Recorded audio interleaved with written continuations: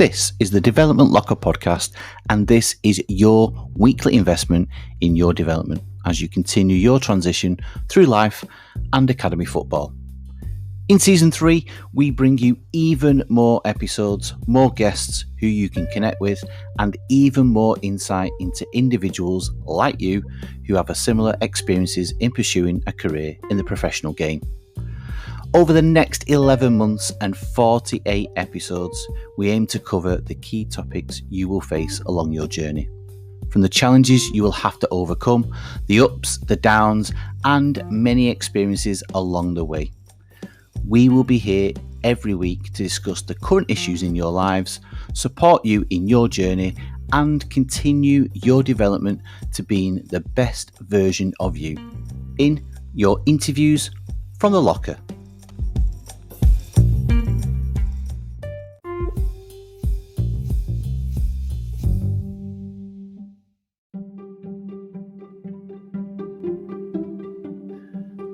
This week's guest is someone who combines both the psychological knowledge as an academic and expert practice on the ground in the form of her work with the league football education.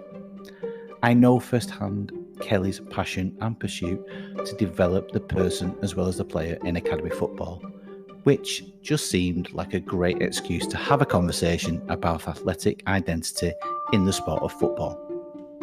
With her numerous academic studies in sport, in particular sports psychology, her role as a projects officer with the educational arm of the English Football League, Kelly is better placed than most of us to know how this impacts the lives of young people in the academy system and the great practice that is being delivered on a daily basis up and down the country in this sport.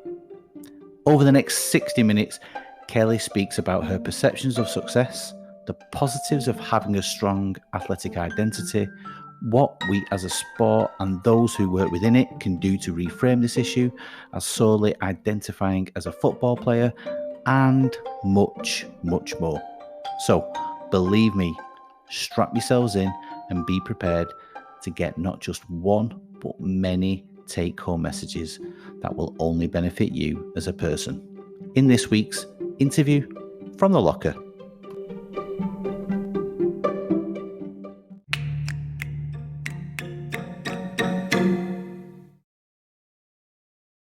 Us too, which isn't good.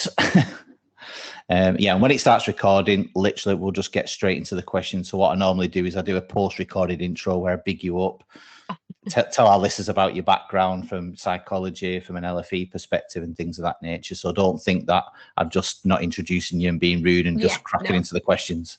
No, it makes sense. Thank you. Okay, so are you all good, ready to go? Yeah, ready when you are. Okay, right, that's fine. We've got that on. Questions to go. Okay, 3, 2, 1. So, Kelly, we'll get straight into the questions. We always like to start with the why. So, why psychology? Why athletes that you've recently done your thesis on, and why sports psychology specifically? Yeah, it's a really good question, and to be honest now, because it's been a while since I started studying. I've had over 4 years at LFE now as well, so I am really having to reflect back, to be honest. And I suppose my earliest memory, really, if we start broadly from psychology, is I've just always had that interest in people. I've just always found it quite easy to be sociable, to speak to new people, regardless of background or experience. And then I suppose combining that with the love of sport, I've grown up in quite a sporting family, brought up around football. So I've been involved with sport from an early age, and that also helped me to understand people, to get to know people, get to meet friends from a very early age. Like, I made my friends through sport as well, and I just really loved how it brings people together more than anything, from all walks of life. You go for the sole enjoyment, you have fun. So so yeah, I think I've just always had that genuine desire to understand people and, you know, recognize that people are different and that, you know, people's brain works differently, which is why we act differently, we feel differently, we think differently. And then I suppose like moving towards the sports psychology side of it, as I said, I've always been interested in sport.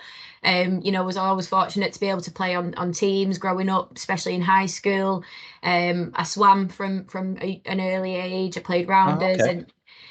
and I think netball was my biggest one, but then it was also kind of, I wouldn't say my downfall, but that's where I was unfortunate enough to suffer my own injuries. So I had 2 ruptured ACLs by the age of 19, which were really tough, but that kind of probably spurred on the sports psychology and like the answer to your question, why sports psychology? And I just remember thinking at such an early age, having to give up a sport that I really enjoyed and I'd play, you know, 4 or 5 times a week with some of my closest friends, to having to decide, you know, is this the right thing for me? And for me, playing it recreationally, it got me thinking, God, how does someone as an expert, or, you know, who does it as a, you know, as an elite performer, or at least certainly going towards that level, how do they cope with it? And it just really got me interested in the psychology of sport, the psychology of injury rehabilitation in particular.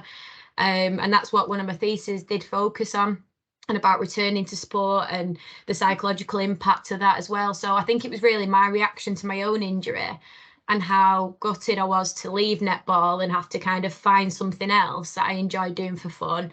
And it just made me think about, yeah, the athletes' livelihood really, and who are aiming for those sporting milestones and how they must think and feel and get back to that point for them. So yeah, hopefully that gives you a bit of background into to why. And you know, I just thought like, oh, I just can't even begin to imagine how it must feel. And I thought I'd really love to understand that, sorry, a bit more, and potentially be in a position to help people in that sense. If I can't play sport myself, or, you know, at a higher level, then I want to be able to help people achieve. Yeah, I mean, that's massive in terms of your background. Going kind of into the sports psychology kind of arenas, we'll come on to with a fair few questions in a bit. What have you found during your studies, whether that's the study or working with athletes or in sports psychology as a whole? What have you found probably the most interesting or kind of shocking, groundbreaking from your studies and your work within sports psychology?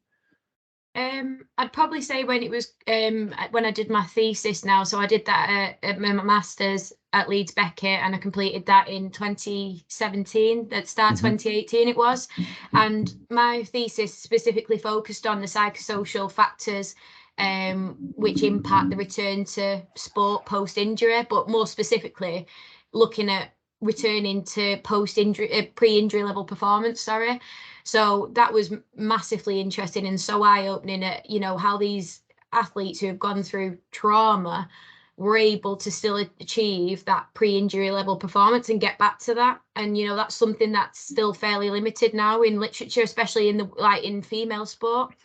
So that was really interesting, and I think it just resonated with me and my beliefs and own experiences, but it also went that much more because it just shows how the balance between being physically ready to return to sport post injury is just as big as the mental side of it, and making sure that your head's in the right place as well, because obviously you have physios and they deal with all the, you know, the physical rehabilitation, but it's also like, okay, well, who prepares you psychologically to return to that as well? Who can combat that? And it's so multifaceted. You know, there's thoughts, there's feelings, there's behaviors around it.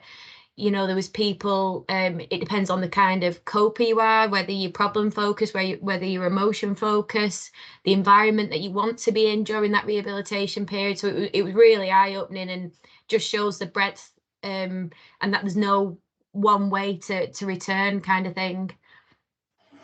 Yeah, it's really interesting that, and I suppose it's still quite not shocking because we both know there's a lot of great work that goes in within academy football, which we'll come on to in a bit. But the fact that you hit the nail on the head there, there's probably not many who focus as equally on the psychological or mental preparation for returning to sport after injury as there is the physical.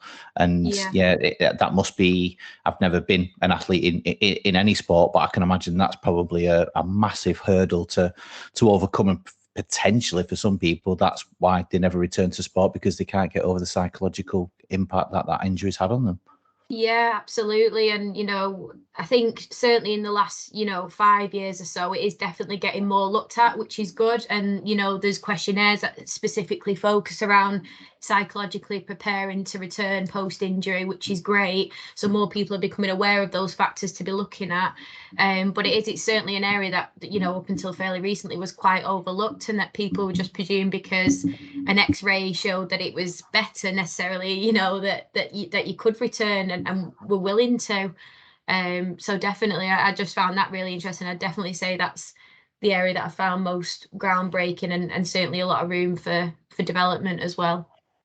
And of course, in your studies of sports psychology, you'll have come across a multitude of all the different kind of elements and components of sports psychology, and kind of taking probably a massive leap to identity. And this is what we're going to talk about over the next 50, 60 minutes.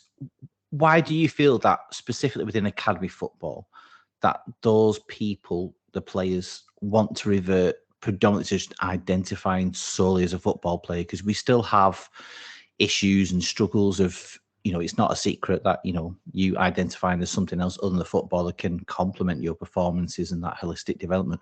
But why do you still feel we're fighting those battles? Why do, players still want to predominantly just identify solely as a player, in your opinion? Yeah, it's a really good question. And in all honesty, I don't think there's one answer to it. I think we've got to appreciate that every individual is different to start with different values, different beliefs, experiences, different accesses of support.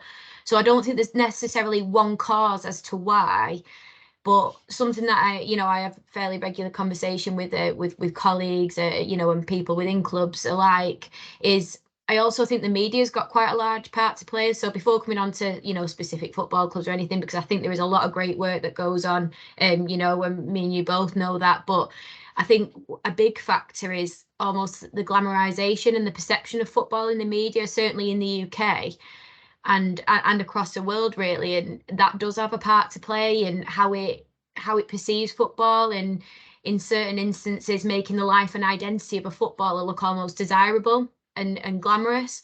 But we all know at the same time there's a negative side to the game, the scrutiny, the constant judgment, the abuse. So, I think it's a societal thing as well that hopefully is shifting, as we see more support roles come in post, as as you see the kind of the mental health campaigns, and we all see the toxicity that the media can have at times and how this can impact people. So I do think it's an overall societal perception as well, which doesn't help, and certainly does contribute to people wanting that look of a footballer, that lifestyle of a footballer. And still at the minute, as much as there's a lot of good going on, again, I have this conversation quite often in work, and the introduction of player care is great and it's going in the right direction, but it's still fairly common in the PDP phase rather than right from the younger ages. Yeah. And so I sometimes think, if we're getting lads coming onto our apprenticeship program at age 16, they've never talked about identity, they've never talked about personal development before. It's almost, to me, in their heads, they've done everything right to get to this point and sign that apprenticeship. So it's almost like, well, why do I need to learn that now when so far everything has been going well and going successful? What's this kind of thing? So for me, it needs to be introduced really early. And they still have fairly little or limited exposure to that personal development, exploring what the wider interests are, what these wider skills can transfer to as well. So, by the time we receive them, certainly from our program, it's almost a little too late, because they're already developing their own beliefs and values that are quite strongly formed. So for me, I think it's still quite a current issue, because we need to be intervening at an earlier age and have those conversations. But that's not to say that it's just us. We've got to work in a partnership and a collaboration with club staff, with parents, with guardians. Everyone that can impact that young person's life has a part to play ultimately. And, we've got to be reiterating that football is something that they enjoy. It's not who they are. and I know we'll probably come on to that a bit later as well, but that's kind of my roundabout answer into a very complex topic, I suppose. Yeah, it's very complex, but again, you psychologists are probably the best people at simplifying what is often a very complicated situation. So yeah, you have the hardest job in the world, in my opinion. But yeah, you mentioned there about the media, society, but if we're looking kind of within ourselves, we both work within or for the academy system. What do you feel support staff and the environment within academies can do? So, in terms of society, that's a massive issue. I don't know if that can even be addressed. Media, that's another monster, but there's obviously something that we can all do that work with these young lads, from, like you said, from a very early age. Is there something that, support staff can be doing, or that different ways we can create that environment to start to chip away at this and to make sure that these lads from a very early age are not just solely identifying as a football player? Yeah, no, I think absolutely there's definitely things that we can be doing. And I think it comes down to we've all just got to remember that we're nurturing young people here, young adults, children. And I completely understand that football is a results-based industry, and I'm not taking away from that fact, but I think there's got to be that consistency across everyone who works with the young people like we do, that you're speaking with a human first and not a player necessarily. So have those interactions, ask them how the day's been, ask them what they like doing. And I think it's just that consistency, that success doesn't have to just be on the pitch as well, and that whatever they go on to do, it should be rewarded, and that should be the desired outcome, not you've solely got to do this. And I think communication's a big one as well. And I know it can be difficult. And again, there's probably not one right answer to this, but the consistency in having the conversations with parents and coaching staff. So they're two really big parts of a child or young person's life who have a lot of influence, especially in the early ages. So we want to make sure that there's a working partnership there, that there's a coherent and clear message, everyone's on the same page, there's no misconceptions or misunderstanding. And I think it does come down to that, because if you've got people delivering separate messages, then we're still going to have that problem, because a young person will feel conflicted about the messages that they're receiving. What should they be doing, what shouldn't they be doing, is it okay to have other interests? So I think it comes down to language, it comes down to consistency and communication, and really building that environment where it's okay to explore what you enjoy more than anything. Yeah, we've kind of gone down kind of a negative route, which is kind of always the way really with athletic identity, but it's not to discount there are potential positives of a strong athletic identity. In your experience and reading the many papers you will have done and the studies that you will have done as part of your sports psychology degree, what do you feel are the positives of having a strong athletic identity at such a young age? Yeah, no, it's a really good question. And absolutely, that's, like with everything, there's positives and negatives, and it shouldn't be taken away from, because there is research out there that does suggest having a strong athletic identity can have positives. So, and this mainly kind of concerns around motivation, focus, and really around like commitment to the sport related outcomes and goals that they might set themselves, and in turn which helps them to then become successful in their chosen sport and being able to commit the way they do to extensive training hours. So there is certainly positives there in terms of you don't have to question one's motivation for the sport, because they enjoy what they're doing and they see the purpose in it. But I do want to caveat that and say, that being said, yes, they will commit to extensive training, but it does need to be managed carefully, because if they, for example, have an imbalance in their stress recovery balance, they could overload themselves in training and have eyes only on the prize, shall we say, or I have quite a narrow vision and think, yeah, I just need to train because I'm that committed, that then they actually have the inverse effect, or adverse effect, sorry, and then they don't recover properly because they've done too much and not slept enough, or they've not gave themselves a rest day the day after. So if stress recovery balance is not achieved from that, it can result in a risk of overtraining.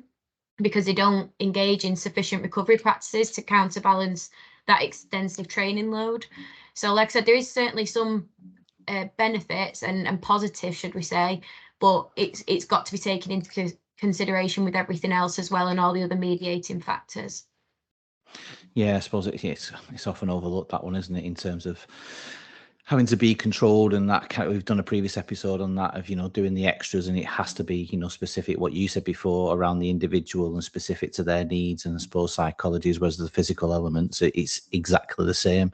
And kind of talking about that link between the mental and the physical side of it, is it simply these individuals who are looking for purpose in life? So around athletic identity, is it something that they need to be able to pursue a sports career?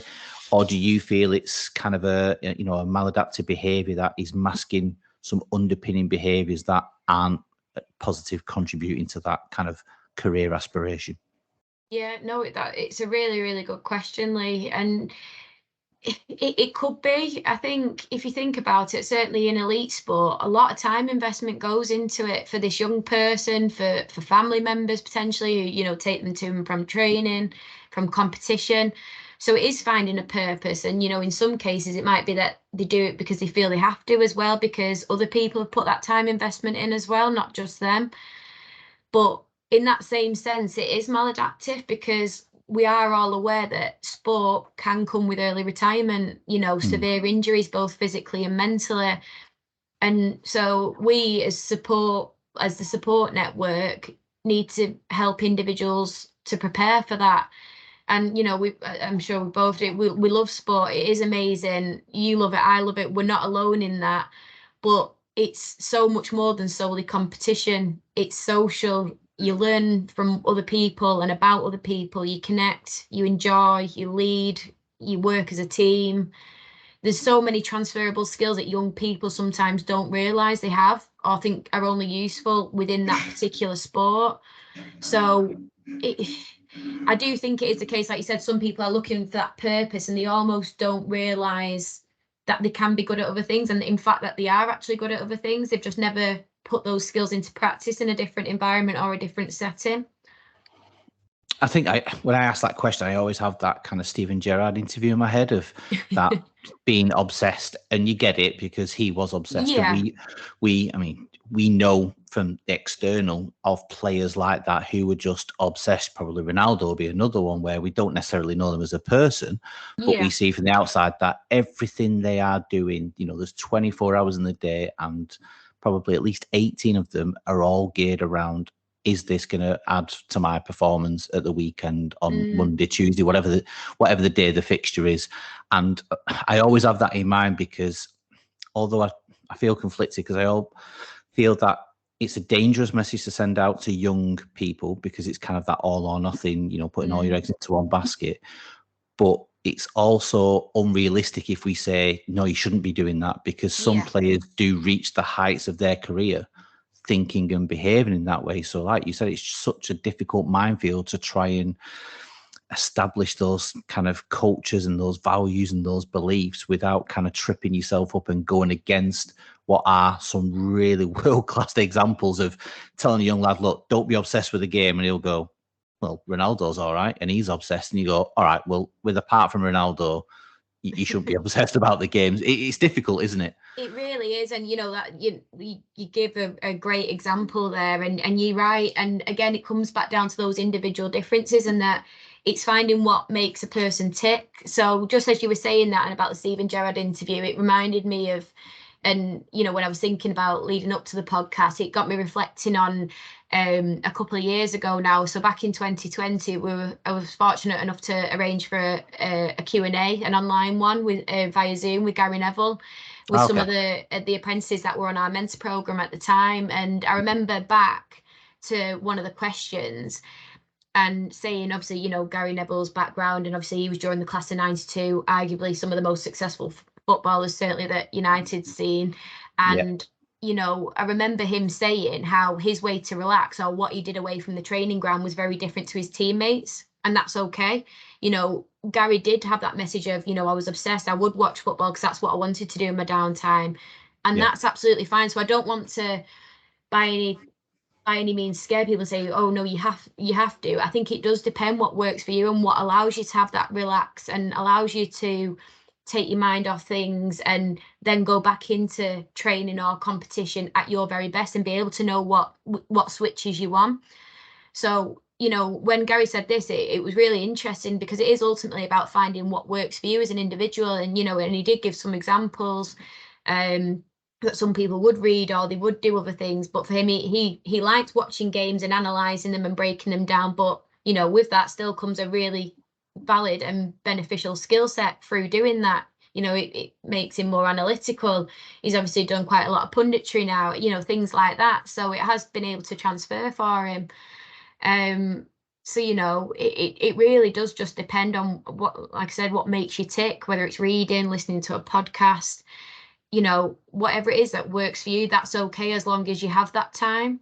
And it doesn't necessarily mean you have a more narrow sporting identity. It's just about recognizing, being self-aware and understanding your own perception of yourself as well. And if you are able to engage in activity that helps you to relax and detach from a bad game or performance, gives your body and mind adequate recovery, surely that's only going to raise your sporting efforts back on the pitch. And, you know, I watched an interview with Ben Foster, and he was saying the same. You know, you can't go home after having a bad game and take it out on your family or those around you. You've got to find that release, because otherwise it is maladaptive, and that's when it does become negative for you. Yeah, I mean, well, it's a dangerous example, the Gary Neville one, because I'm pretty sure he operates in a different realm than us mere mortals, because I'm pretty sure from all the things that he does, he's got 25 hours in his day. But anyway, but I mean, kind of continuing on that theme and, you know, around identity and kind of the positive, negative spin. And a lot of you psychologists always talk about the reframing, different use of language and reframing what could be perceived as a negative almost into a positive. So my question being, for those who kind of, if we're advocating that you almost reduce an athletic identity and identify as other things in your life, does that have a knock-on effect on, in terms of what you spoke about before about the commitment, you know, the emotional connection? Does it dilute their efforts in training performance, in your experience in the studies that you've done, or is there equally some studies that have found that not to be the case? I certainly think it is a myth, and I can understand why people have that perception. Absolutely. And like I said, you know, it is a results-based industry, and, you know, coaches and other sports support staff alike, you know, have a job to do at the end of the day. And I'm not taking away from that at all, because, you know, they do a fantastic job. But at the same time, I think it's how you approach it. I mean, there's quite a lot of studies out there that say, you know, if you do engage in other things and recognize your wider self, you have a greater understanding of yourself as well, and that can articulate better when performing, because you understand your limits, your strengths, your weaknesses.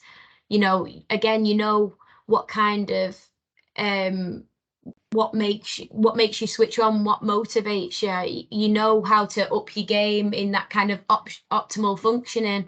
So by being self-aware and allowing yourself to be open-minded to opportunities and what's in front of you, you can only use that to your benefit, if that makes sense. So I don't think it reduces your commitment to sport.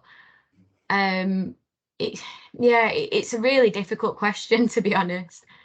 I know, no, sorry for asking it, but it's just it's often the case where, you know, I'm sure you've been asked it by, you know, lads that you work with from, you know, an LFE perspective within academy football and even professional football. It's a question I often get asked of, yeah, but, you know, if I'm not showing that I'm committed, you know, I'm not going to get selected at a weekend, or people are going to think I'm not, you know, it's almost kind of interlinked with that dual career and kind of having a plan B and all the rest of it. And those myths, like you've rightly said, I think we are moving away from that. Maybe not as quick as we probably both like, but we are moving away from it. And speaking of moving away from football, you will have read papers, studies, done a little bit of research, I would have thought, in terms of other things other than football. Yeah. Is there any other sports in your eyes that kind of really lead the way in, you know, athletic identity, or the work that they do to make sure that their athletes aren't solely identifying as just a rugby player, cricket player, or whatever sport it may be? Is there any sports that are leading the way out there, and anything that we can learn from them?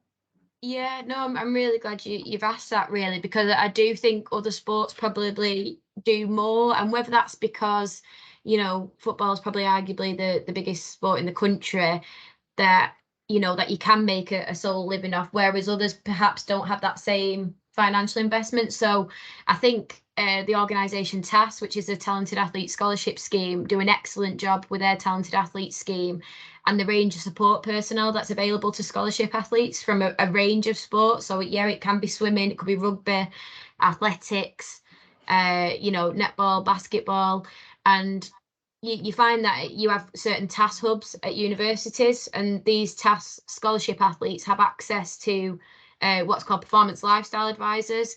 So I think this is really where performance lifestyle holistic support really took off, in my opinion, with the introduction of these performance lifestyle roles and helping athletes to manage their sporting and non-sporting commitments. You know, it's a role where dual career and talking about transition is encouraged and approached. Really, it's not almost as much of a taboo. So one of the certificates that I did, which is a TAS certificate, the Talented Athlete Lifestyle Support course, kind of featured elements of what you would do as a performance lifestyle advisor. So it's things around anti-doping, it's looking at your support network, it's looking at dual career, transitions, planning for transition in the short, medium and long term. And I just think they're a lot more willing and ready to have those conversations, because they recognise that for them, sport might not be their full-time career. And it just seems to be a lot more open-minded to having that conversation and preparing for that. And it's still not taken away from the sport, but I think it's a really interesting role, because it allows them to help balance, like I said, that sporting and non-sporting commitments, because it's while they're at university, or, you know, 99% of the time, it's whilst they're doing an educational qualification as well. So they are being encouraged to do other things at the same time. So I'd certainly say there are other sports who are leading the way in that, and, you know, are more open-minded.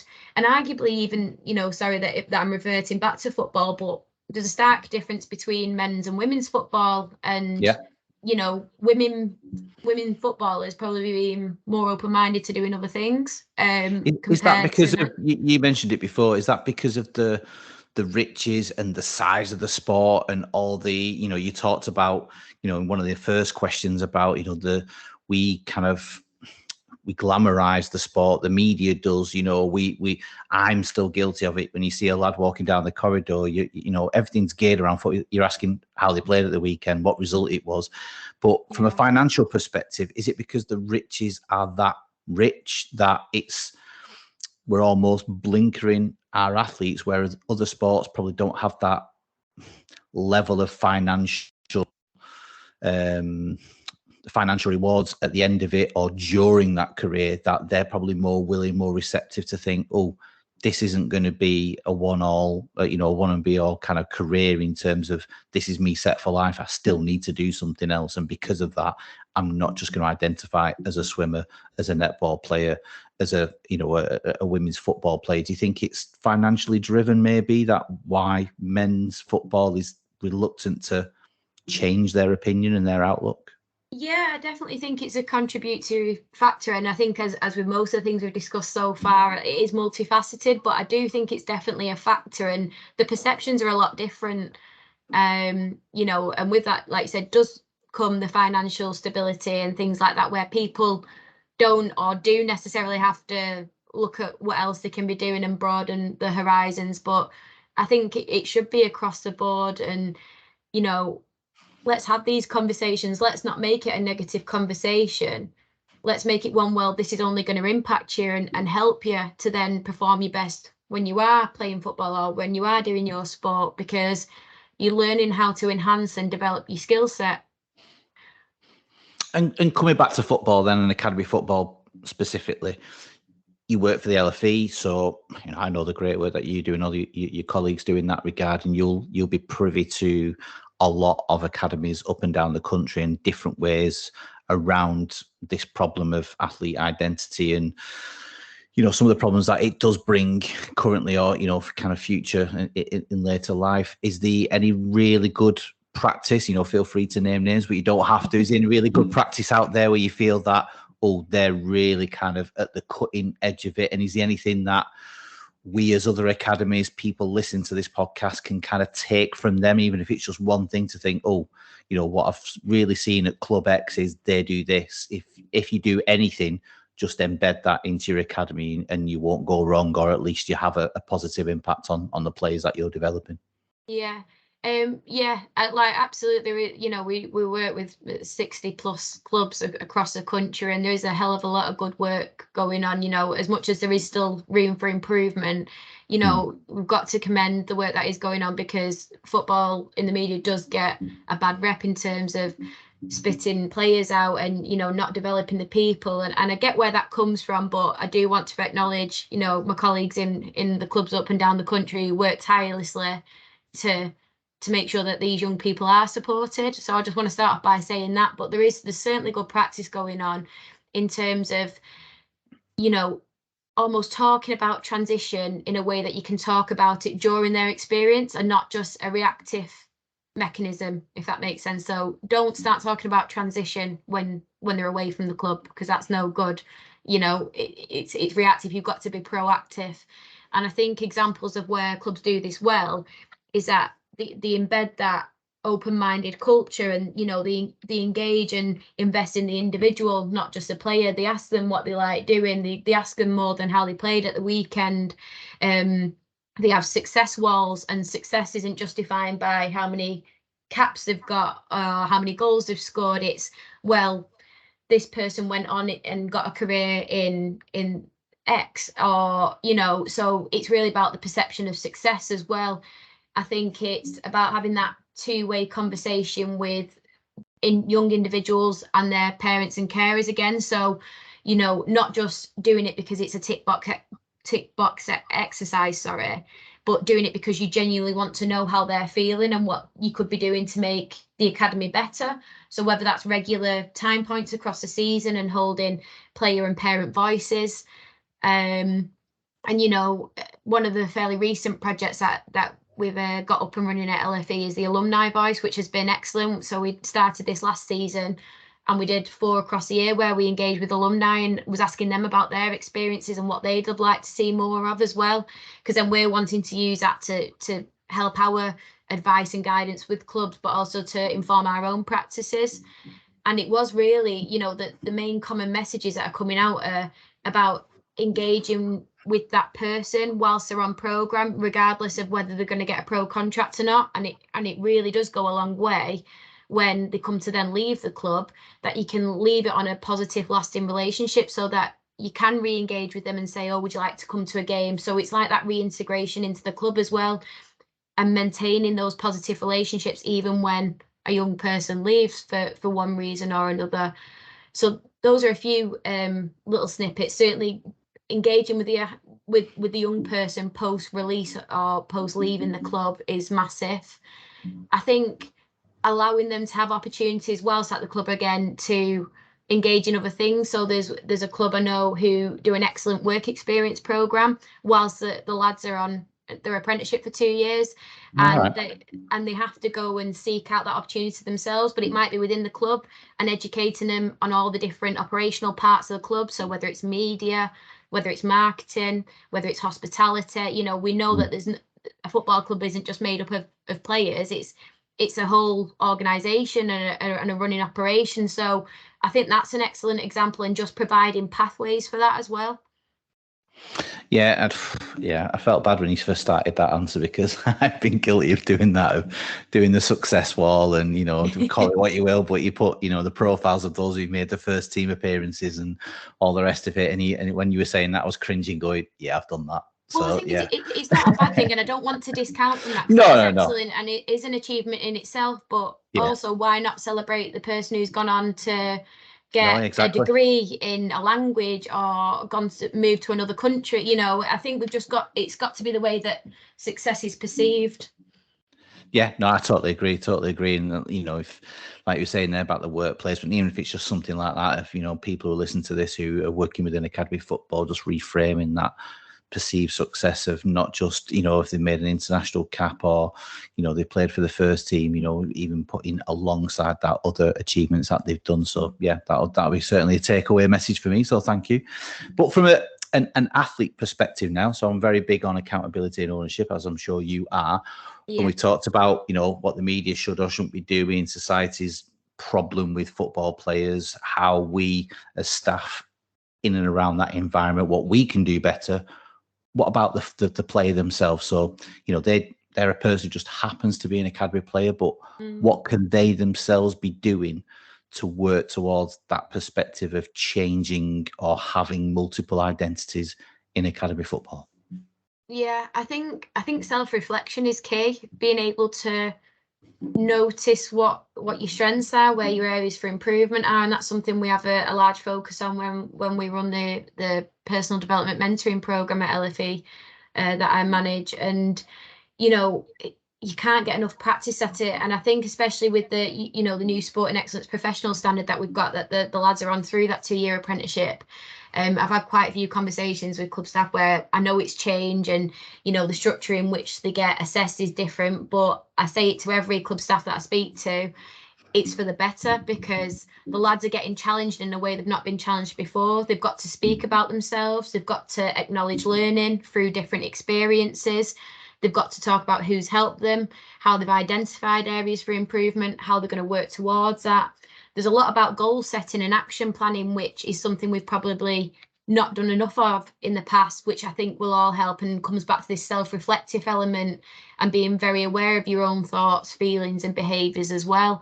And by doing little exercises like that and just taking that time, I just think it's pivotal for them, really. It's invaluable. And what I would say to young players is don't be afraid to ask questions and learn.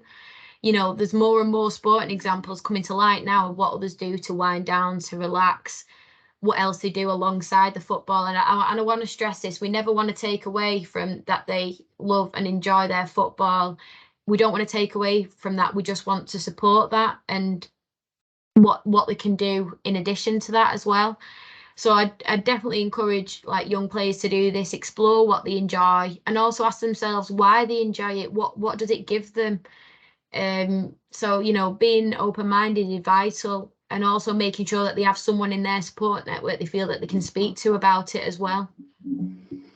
Yeah, I mean, it's such an easy thing to do, isn't it? Self-reflection. It doesn't cost anything. You know, there'll be a multitude of apps out there to do it if you want to go old school and do a pen and paper. And yeah, I totally agree with you with the SEP. You know, it's the action planning and the reflection, the review of targets, goals, and things of that nature. It's a massive opportunity for them to actively engage in it now and not just kind of, you know, hearsay around it of like, right, yeah, we'll make some goals at the start of the season, and then we all probably guilty of it and never look at it again, or probably forced to going, oh, it's Christmas, we've probably not really looked at our action plans from when we did it in pre-season, let's go back. And that massive time gap in between, you know, there's a lost opportunity there. So yeah, that's a really good point for any academy players who are listening to that. Self-reflection, it's cheap, it's easy, and yeah, it can easily be done. And kind of moving on then into kind of some of the penultimate questions, and one of the examples that's been shared on various forms of social media, the Sebastian Vettel video. As an avid Formula One fan, I was upset at the fact that he's retiring, but I also loved it, the fact that, and that just speaks volumes of him as a person, of how he's framed his retirement in that way, in that, you know, purposely, you know, shot 4 or 5 minute video. You know, he created his social media account on the same day, and then, you know, it went live, his video. And in terms of awareness and, you know, some of the great work that you're trying to do, you know, from your masters and now into, you know, your job with the LFE, how good is that to see one of the best athletes, and obviously now he's, you know, in his later years of not winning world championship, you know, the person has really come to the fore.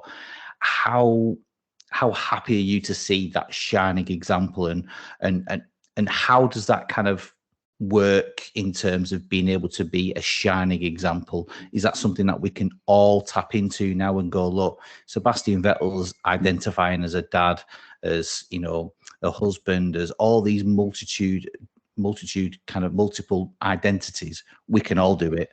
Is it kind of, it's a shame it's taken this long, but is it something that, you know, you've kind of been waiting for somebody of that elite status to kind of come out and say all these things? Yeah, it was absolutely excellent. I mean, our WhatsApp groups were popping off when that came out, in you know, from LFE, from other like ones where we've got with our mentor team and things like that, and we were just like, oh my god, this is, you know, this is the holy grail. Like, it's amazing. And it was so refreshing to hear, and it just felt really like human and raw, and there was that element for me of like vulnerability with it, because you don't see it often as well. And, you know, we use some examples like that again within our mentoring program, and that, you know, that's what we try to really emphasize. And it, for me, it just really showed the person behind the driver. And, you know, for some people who maybe aren't as in touch with the sporting world, it also shows the sacrifices that encompasses elite sport as well. You know, the way that Vettel talked about his shift in priorities and focus to that of his family, and how racing had never been his sole identity. It shows like massive self-awareness. And I love how he articulated his belief that identity is who we are and how we treat others as opposed to what we do. And for me, that really sums it up well, and a belief more people should adopt, in, you know, in my humble opinion. And, you know, athletes, support personnel, general public would just do well to listen to Vettel's video. And the way he describes himself is fantastic. You know, when he says, I'm a father, a husband, I'm curious, like he talks about his curious personality, how he's tolerant, he's interested in people who are passionate. He describes himself as a perfectionist. It really shows the depth of his identity and how he views himself. So I certainly think he's generated a lot of conversation, and it's something that will definitely be well received within the player care world and beyond. And, you know, when he was talking about himself, it did remind me of an earlier activity we used to do. You'll probably remember when we used to run My Future Today, and we asked the lads to do a 30-second pitch about themselves. And, you know, the way we kind of pitched it was, right, you've signed your contract, but the manager wants to know about you as a person. So he knows how you are technically and tactically. We want to talk about you. And it just really reminded me of, you know, that 30-second pitch and the power behind that, because they've really got to dig deep, and for some people it's not easy. But it's having those challenging questions and challenging thought processes which is going to bring around change at the same time. So who are you away from the football pitch? Are you a brother? Are you a cousin? You know, a son, a grandson, a nephew? And just really think about what that means and what it means to you, how that's made you the person that you are. And so I really do think he's achieved quite a lot. I think it'll be like one of those ripple effects that we might not see straight away, but I really do hope it encourages more conversation, and that people see the benefits of that video. I mean, to play devil's advocate here, and is it a shame that it's taken it for him to come basically do it as a retirement video? Because as an F1 fan, I'd have to question, would the Seb Vettel of his peak, when he's in the middle of his 4 back-to-back world titles, would he have said the same if he was of that mind? And going back to what we said earlier, is it still a perceived weakness to come out in your prime and say, I don't identify just as this athlete, as this world record sprinter, as this multi-million pound player, as this, you know, Nadal probably, or Djokovic, you know, in the peak of their powers? Is it still frustrating that it tends to come when people are coming to retirement and almost their focus is now switching onto, okay, I've had my career, I've had my success, what next? It feels a shame that it's kind of been done in that way. Or am I seeing too many negatives in this? No, I think it's a really good observation, to be honest. And I think, you know, you are right. And like you said, in his peak as being a Formula One driver, we've probably come a long way since then in terms of what is deemed acceptable, not acceptable. And yeah, it probably is to a degree still perceived as a weakness. You know, it isn't something that's going to change overnight. It is going to have to be a cultural shift with, Yeah. you know, support personnel, coaches. It's got to drip down. It's got to have a top-down effect as well. And everyone's got to be singing from the same hymn sheet, as it were. But, you know, I think his video has really come to light because of how well he's articulated it. Like, it couldn't, you know, it couldn't have been clearer. But, you know, if we look for it, there is other examples that have snippets of this in from current players or current athletes as well. So it is just about finding it and bringing those to light and asking the right questions around it. That's really interesting. Why do you think he said that, or what do you think that activity brings to him? Because, you know, there are players who are doing things alongside still being at their peak, arguably. So yeah, it's interesting, but I completely understand why you made that observation, and you know, to a degree, I do think you're right as well. No, I think it's a great point what you said. It's about having those conversations, even if it takes a positive or a negative thing. In the grand scheme of things, it doesn't really detract away, because the key is what you just said, is you're having that conversation. The more conversation that I had, the more that topic is out there, the more those words are on people's lips, and it's hard to start those conversations. So yeah, I mean, the fact that he's come out and said that, I take it as a massive positive. It's just, you know, sometimes, you know, it's kind of not what they do say, it's what they don't say. And it's like, would you know, Seb Vettel 5-10 years ago have come out and said those things, you know, obviously not the retirement bit, but of, you know, I identify as this and that and the other. So it's, yeah, I suppose it's always up for debate, and those are the conversations that you can have that debate, I suppose. Yeah, and I think a big one for me is, why do we think he said that? What has he wanted to be the desired outcome? Is it because he recognises that, you know, identity is becoming increasingly important, mental health is becoming increasingly more spoken about and things like that? You know, yes, he has done it at the end of his career potentially, but I think there's probably a big purpose and a big why behind it, what he has done, which I think is great. And like you said, it's generating that conversation, whether people think positively or negatively. It's out there in the open from someone who is, you know, arguably one of the best within their sporting industry. Oh yeah, totally agree. And links on really into kind of my penultimate question.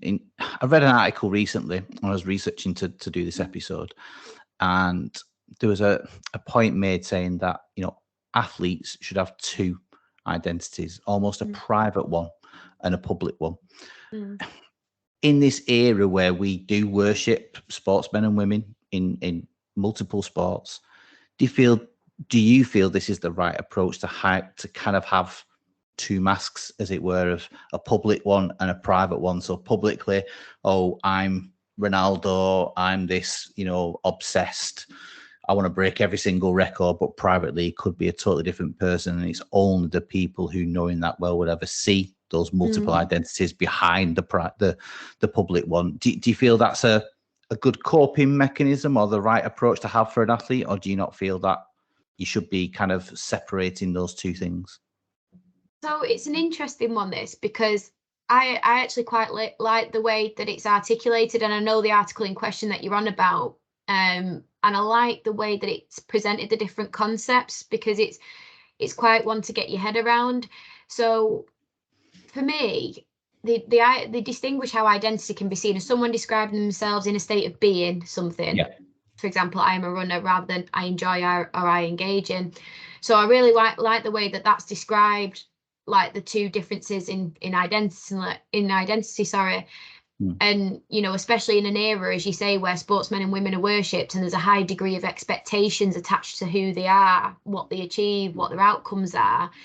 I don't necessarily think it's the right approach, because in an ideal world, we'd all like to function as our whole authentic selves 100% of the time. But if we take a step back, there is some truth behind what's being said there, in terms of we actually all have different identities. I mean, how me, you, whoever might act in front of friends may be different to how we act in front of family members or academic tutors or even work colleagues. So I do think there's an element of truth behind that. Identities are multifaceted entities, and, you know, we might have a private and a public one because it's the way that we want to be perceived by others, and this might differ depending on who we're with and what the relationship is like, if that makes sense. So like I said, I don't necessarily know if it's the right approach, but I do think there's definitely truth and honesty behind that article. Yeah, I mean, you talked about TAS. I was at the conference recently in Birmingham, and one of the sessions was about the athlete is the master of wearing these masks, of going, oh, you know, I need to put a mask on because I'm injured, but I can't show it, or I need to put a mask on because I'm, you know, questioning whether I've got a future in the sport, and then another mask and another mask.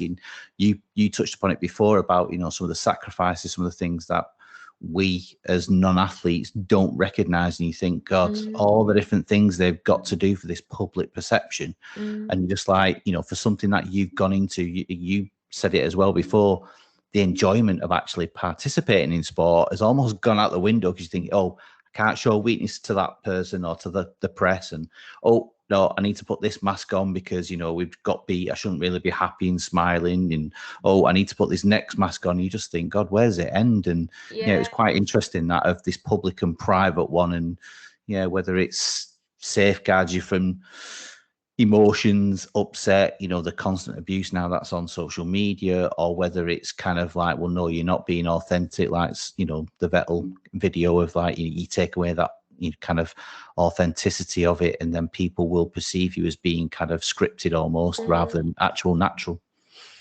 Yeah, no, and I think, like you said before, it's like it can be a coping mechanism, definitely, because like as you said, with social media, there's so much scrutiny about nowadays that, you know, people want to be able to protect themselves and safeguard themselves as well. And it's sad more than anything, because you know, we've got to remember that the human beings at the end of the day, and they do have an authentic self. But you know, you're absolutely right. I do think to a degree it is a coping mechanism as well. And to finish off, as we always do, you should know this if you're an avid listener, but yeah, we always finish off with you know, a takeaway message, a key point, a golden nugget that, you know, any of our listeners can take away from this. So what would you like your lasting message to be to our listeners in regards to sport, and in this episode, and in regards to identity? Is there one kind of take home message you want them to kind of put into practice? Yeah, so I suppose when I was thinking about this, and like you said, having this lasting question, and he was coming, and for me, what really stood out to me is I always remember what a young individual, a young player said to me when I was completing my TALS course, and I was going into a club asking if anyone wanted to receive lifestyle support sessions because I had to complete it as part of my certification. Yeah. And straight away, this individual put himself forward, and his words were, "Well, it's only going to benefit me, isn't it?" And for me, like the power behind that, to hear a 16-year-old be able to say that, I was blown away. And, you know, for me, there's no surprise there that this individual is still playing football, you know, 3-4 years on for a championship side. I was so impressed with their attitude, the willingness to learn and engage. So with this anecdote of mine, like in mind, I'd say encourage curiosity, be ready, willing and able to immerse yourself into new experiences, as you're always going to learn something. It may not always be the most enjoyable, but allowing yourself to be open to new opportunity can only benefit you. And if you look hard enough and have time to reflect, you'll see that those learnings are then transferable both in and out of your sporting world ultimately. Well, that 16-year-old, or however old they are now, is obviously, yeah, doing something right. And yeah, that must have been a godsend to hear that from a 16-year-old going, oh, it can only benefit me. Yeah, I wish all 16-year-olds felt that way, but yeah, they don't. But yeah, no, thank you very much for your time, Kelly. Thank you very much for the constant kind of, yeah, it's not just the last question where you're giving a lot of thought to, and the take-home message. There's a take-home message from every single one of your responses. So for myself, thank you. On behalf of our listeners, thank you for giving up your time. And yeah, it's been great. No, thank you for having me. Thanks a lot, Lee. Okay, stop.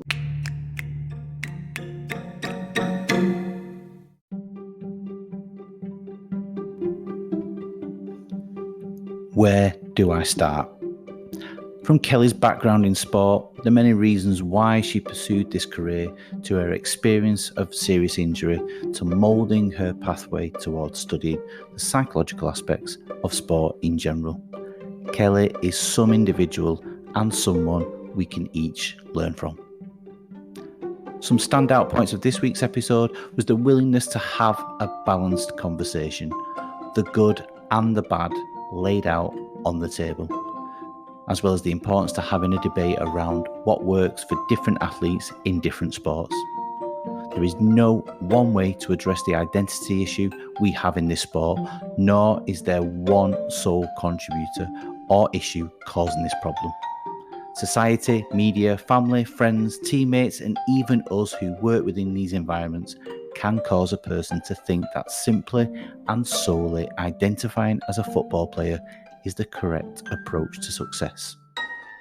I particularly loved the question Kelly posed, what is success?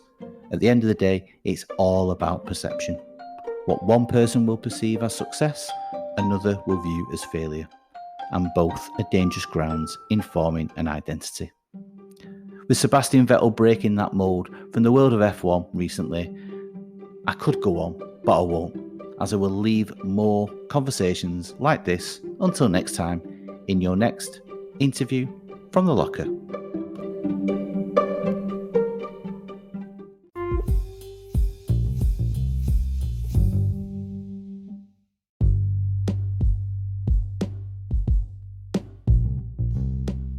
Thanks for listening to this week's episode, and we hope you have taken many key messages away with you. But the next part is down to you now, by putting these into action. If you'd like today's episode, feel free to tell us on our various social media platforms, where you can find us at thelocker_UK. For guest recommendations, future topics to be discussed, or you simply want to reach out, you can do so by emailing us on thedevelopmentlocker@gmail.co.uk. Remember to share this episode and our platform with your teammates, friends in football, or anyone you feel would benefit from it. So, what are you waiting for? But you're not done yet, as we look forward to seeing you next week when we bring you another interview from the locker.